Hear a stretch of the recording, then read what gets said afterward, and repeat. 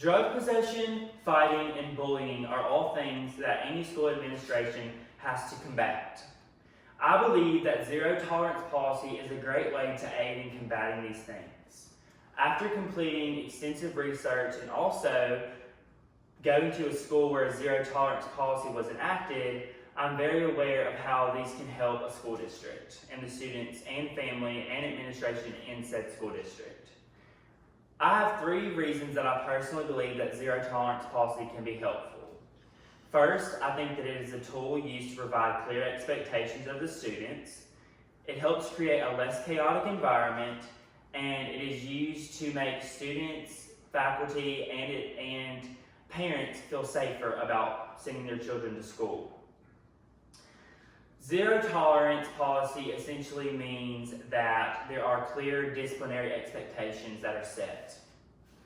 According to Dr. Nessa Sasser in the article Positive Effects of Zero Tolerance Used in Schools, published on The Classroom, students are accountable for their actions and teachers are able to articulate their expectations for students a lot easier because there are those already set guidelines.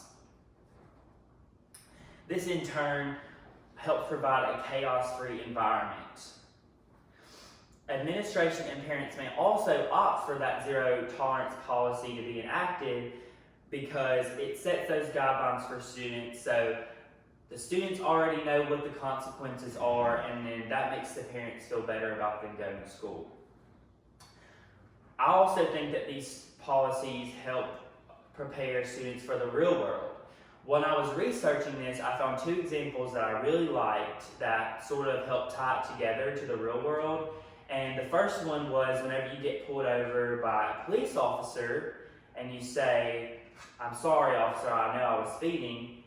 Usually 9 times out of 10, they don't really care because you're still speeding, so you're still breaking the law.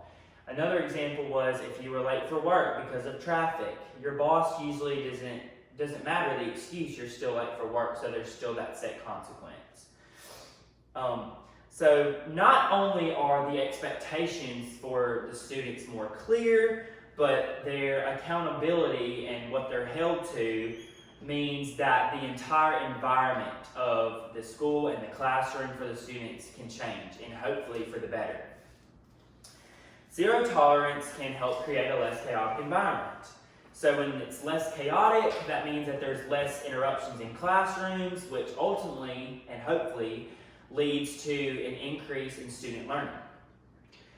Students, I feel, are more likely to act out or have bad behavior if there aren't those set disciplinary guidelines. So whenever they're enacted in place like that for a zero tolerance policy, they're more expected to not act out. According to the Juvenile Law Center, choosing to keep law-breaking students in school away from trouble and offering them assistance or things like counseling after combining that with a zero tolerance policy has helped these students do better in school and kept them in school and helped them graduate ultimately.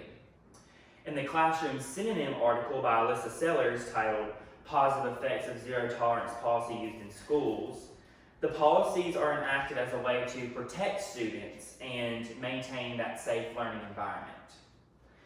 Therefore, I feel that a better environment ultimately leads to a safer conscience for both the student and the parent and the administration.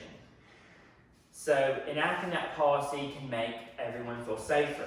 According to Connect US, zero tolerance makes it possible for schools to keep the learning environment safer for students with clear expectations set by administration. This, again, makes students more aware of the consequences that are set, and I feel like this ultimately leads to less violence and less misbehavior, which again increases that likelihood of the students doing better in the classroom. This can also carry over to home, where students complete their work if they have any at-home work, and also it just helps their mood overall, because if they get into an argument at school, it's obviously going to affect their mood when they get home if that consequence was serious enough. So on the flip side of that, students who don't comply with some of these rules may face suspension or even expulsion in the most extreme cases. And I feel that although the cases or the expectations may be harsh or extreme, it can ultimately lead to those students not committing those violent acts or committing that misbehavior or having those problems because they know what the consequences for that is. So since today you have seen that zero tolerance policy can set a clear expectation for students, it can help create a less chaotic environment, and it can ultimately lead to students, family, and faculty feeling safer about their school environment. We can come to the conclusion that zero tolerance policy can have positive effects. I feel that it is very easy to see that if it is enacted in any school district where needed, it will be very beneficial and can help students create a better learning society.